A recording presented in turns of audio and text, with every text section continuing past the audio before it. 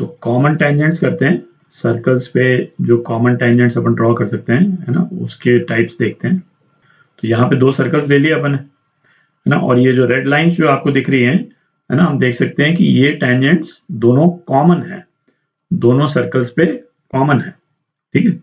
तो इस तरह से जब हम टेंजेंट ड्रॉ करते हैं, जब ये वाला टेंजेंट जो है वो क्या है, दोनों सर्कल्स के एक ही साइड को टच कर रहा है, तो ये टेंजेंट जो है वो दोनों सर्कल्स की एक ही साइड टच कर रहा है, नीचे वाला टेंजेंट भी दोनों सर्कल के एक ही साइड को टच कर रहा है। तो इस तरह के टेंजेंट को हम क्या बोलते हैं, डायरेक्ट कॉमन टेंजेंट या एक्सटर्नल कॉमन टेंजेंट, ठीक है। टेंजेंट ड्रॉ करने का एक और तरीका है ना, इसी वीडियो में देखेंगे अभी थोड़ी देर बाद में। तो ये वाला जो टाइप है टेंजेंट का, है ना, डायरेक्ट कॉमन टेंजेंट, उसकी कैरेक्टरिस्टिक क्या है कि touch the same side of both circles, ठीक है। तो ये सर्कल्स यदि इनके सेंटर्स को मैं C1 C2 बोल दूं, है ना, इस टेंजेंट की अपन लेंथ निकालते हैं जरा, है ना, इस वाले पॉइंट को यदि A1 बोल दूं, इस वाले पॉइंट को A2 बोल देता हूं, तो अपने को टेंजेंट की लेंथ जो है ये निकालनी है, ठीक है, L। अच्छा, इस सर्कल का रेडियस इसको R1 बोल देते हैं और इस सर्कल का रेडियस इसको R2 बोल देते हैं, ठीक है। तो अब ऐसा करते हैं, जो C1 का ये जो रेडियस अपन ने ड्रॉ किया, यहाँ से एक परपेंडिकुलर लाइन C2 तक ड्रॉ करते हैं, ठीक है, ऐसे हमने ज्वाइन कर दिया। ये एंगल जो है 90 डिग्री है। अच्छा, ये एंगल 90 डिग्री और ये एंगल तो 90 डिग्री है ही, तो ये आपका एक रेक्टेंगल हो गया। तो ये जो येलो वाली जो लाइन है, इसकी लेंथ भी क्या हो जाएगी, टेंजेंट की लेंथ हो जाएगी, ठीक है। तो इस वाले पॉइंट को यदि मैं B बोल देता हूं, तो L स्क्वायर, है ना, ये राइट एंगल ट्राइंगल हो गया, तो L स्क्वायर मतलब लेंथ ऑफ टेंजेंट, ये किसके बराबर हो जाएगा, C1 C2 स्क्वायर, है ना, ये हाइपोटेन्यूज है, माइनस, है ना, इस डिस्टेंस का स्क्वायर। और ये वाला डिस्टेंस क्या है, ये वाला डिस्टेंस R1 माइनस R2 है ना, दिख रहा है, ये टोटल R1, उसमें से हमने नहीं ये R2 वाला पोर्शन निकाल दिया, और ये रेक्टेंगल है, तो ये R1 माइनस R2 हो गया, तो ये R1 माइनस R2 का स्क्वायर। लेंथ ऑफ टेंजेंट यदि हमको लिखनी हो, तो under root C1 C2 square minus R1 minus R2 square, ठीक। तो ये लेंथ ऑफ टेंजेंट हो गया किस केस में, जब एक्सटर्नल कॉमन टेंजेंट है ना, डायरेक्ट कॉमन टेंजेंट या एक्सटर्नल कॉमन टेंजेंट। ये डायरेक्ट कॉमन टेंजेंट को हम DCT भी बोलते हैं, ठीक है। तो अब कॉमन टेंजेंट्स का एक और टाइप देखते हैं। तो ये आप देखें इस डायग्राम में, है ना, दोनों टेंजेंट हमने डिफरेंट तरह से बनाए। जो इस तरह से ये जो हम टेंजेंट ड्रॉ करते हैं, इनको हम क्या बोलते हैं, इनडायरेक्ट कॉमन टेंजेंट या फिर इंटरनल कॉमन टेंजेंट, ठीक है। तो इनकी कैरेक्टरिस्टिक जो है वो क्या हो गया, दे टच ऑपोजिट साइड्स, दिख ही रहा है आपको, है ना, opposite sides of the circles, ठीक है। तो इस केस में भी टेंजेंट की लेंथ हम पता करते हैं जरा।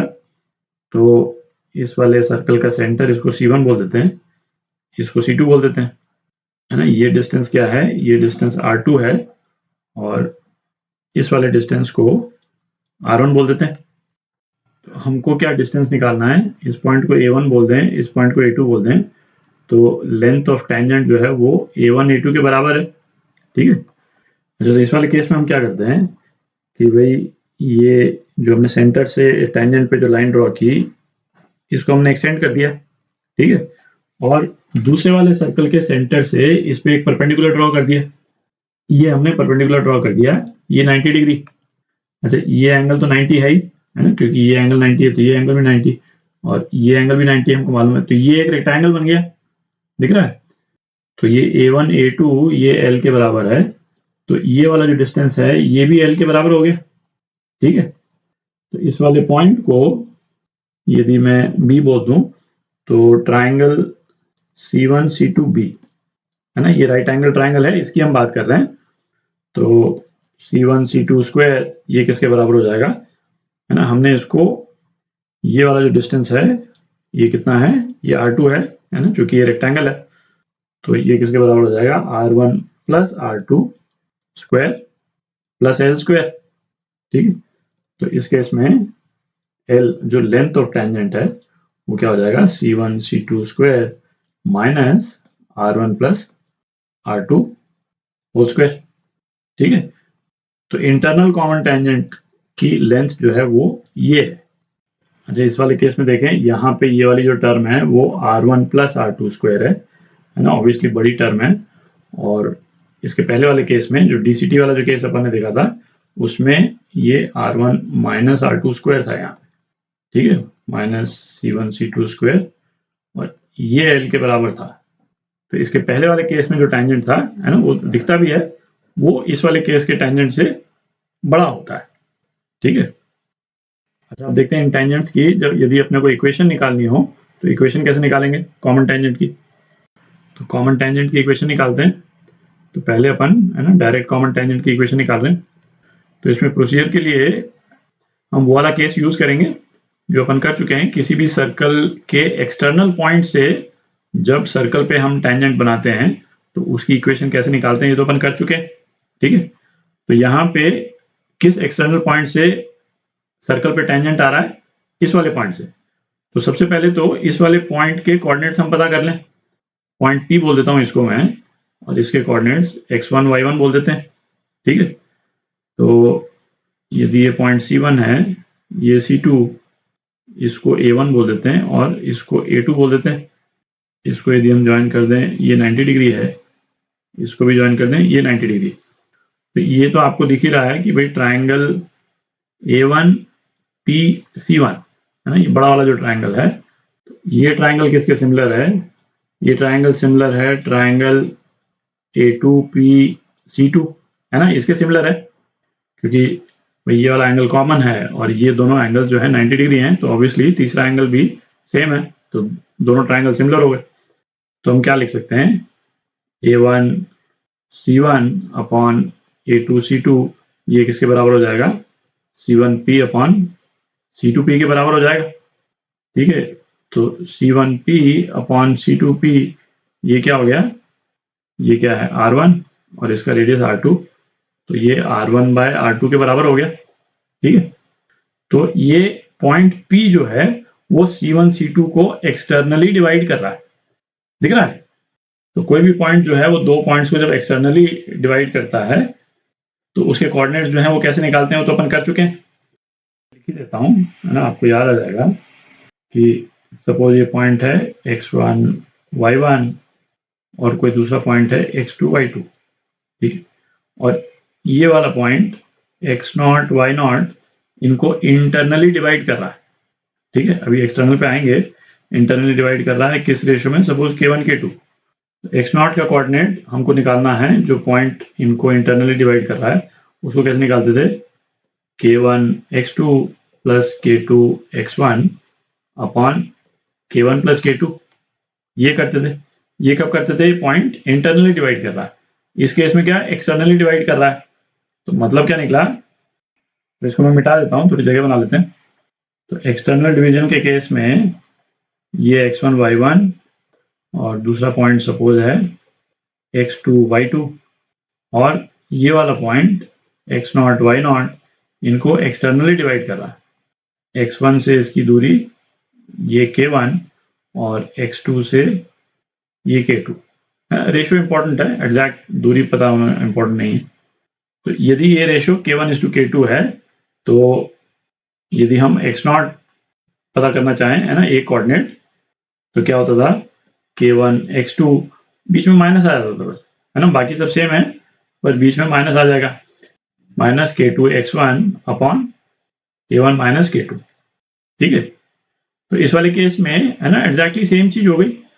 आप देखें ये C1P जो है ये कितना, ये R1, और C2P जो है इसको अपन R2 ले सकते हैं, ठीक है, क्योंकि रेशियो इनका R1:R2 है।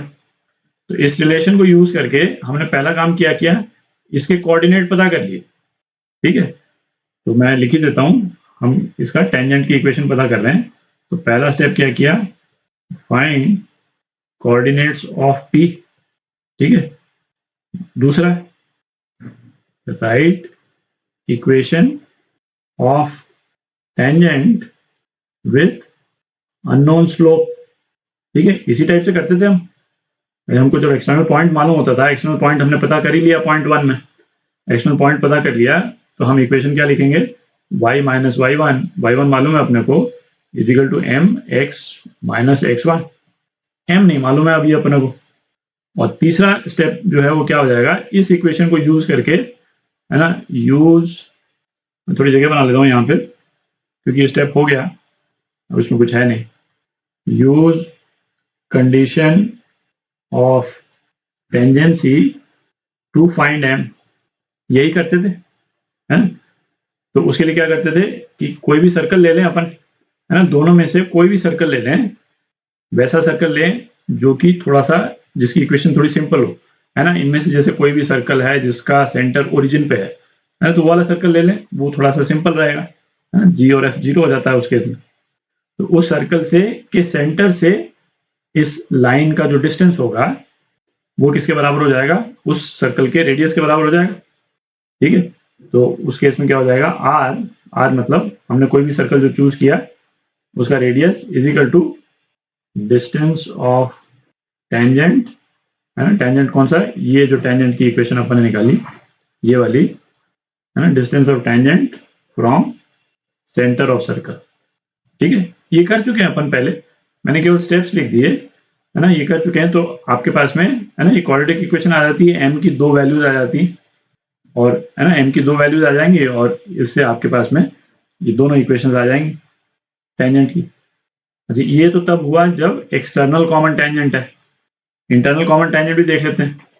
जो प्रोसीजर है इक्वेशन टेंजेंट की इक्वेशन निकालने का एग्जैक्टली सेम है, बस वो जो पॉइंट ऑफ इंटरसेक्शन है दोनों टेंजेंट्स का वो थोड़ा डिफरेंट तरह से निकल जाएगा, क्योंकि यहाँ पे ये पॉइंट पी पे जो इंटरसेक्ट कर रहे हैं ये C1 C2 को इंटरनली डिवाइड कर रहा है, ठीक है। तो ये, इसको यदि मैं A1 बोल दूं और इसको A2 बोल दूं तो ये तो दिख ही रहा है, ये ट्राइंगल A1CP ये किसके सिमिलर है, ट्राइंगल है ये ट्राइंगल A2C2P के सिमिलर है, ठीक है। और ये R1 और ये R2 हो गया, तो ये C1P बाय C2P ये भी क्या हो गया, R1:R2 के रेशियो में हो गया, ठीक है। अब आप P के कोऑर्डिनेट्स निकाल सकते हैं, दिख ही रहा है ना, ये R1 लेंथ नहीं है, ये रेशियो है ना। यहाँ पे मैं जो रिपीट कर रहा हूँ, ये यहाँ जो निकाला अपन ने, ठीक है, P जो है वो R1:R2 के रेशियो में डिवाइड कर रहा है इंटरनली। तो उसके बाद बस P निकालने का तरीका डिफरेंट हो जाएगा, बाकी स्टेप्स जो एग्जैक्टली सेम रहेंगे जो अभी अपन ने डिस्कस किए, है ना, एग्जैक्टली सेम स्टेप्स हो जाएंगे, है ना। हमने कोऑर्डिनेट पता कर लिया, फिर उसके बाद में इक्वेशन लिख लेंगे टेंजेंट की अननोन m के टर्म्स में, और उसके बाद में कंडीशन ऑफ टेंजेंसी लगा देंगे। तो इस तरह से हम जो इंटरनल कॉमन टेंजेंट है ना, उसकी इक्वेशन निकाल सकते हैं। तो नेक्स्ट वीडियो में एक एग्जांपल करेंगे, उससे और क्लियर हो जाएगा।